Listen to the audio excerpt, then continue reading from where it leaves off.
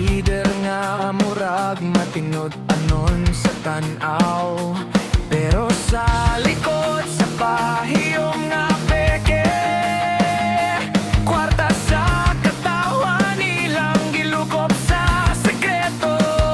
Sa papel limpyo ang ilang mga kamot, pero sa tinuod hugaw ang ilang lihok. Mga buwaya sa gobyerno naglangoy, sa kwarta sa katawan sila nagtuyog.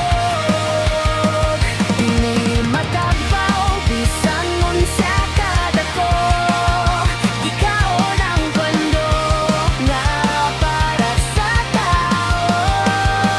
Mga buwaya walay konsensya, sa gahurag yun sila nagdepende.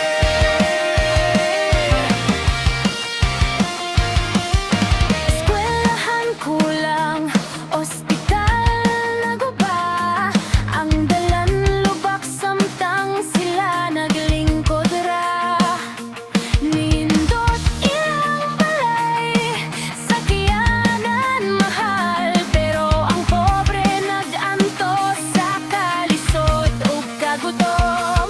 Ang katawan ng tanaw nagulat og hospisya, kano sa ba matapos kining ilang panglete.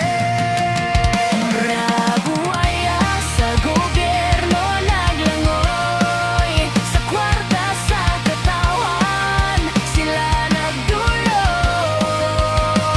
Dili matagbaw bisan unsa kadako, ikaon ang pondo nga para sa tao. Mga buwaya walay konsensya, sa gamorag yun sila nagdepende. Umuabot ang adlaw sa kamatuoran, nga ang katawan mo barog ug dili na mahadlok. Ang tingog sa masa kusog, mupatig babaw, Ug ang mga buwaya mapugos na hunog.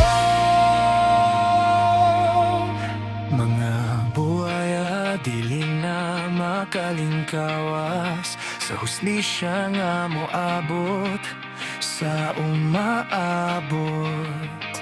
kay ang katawan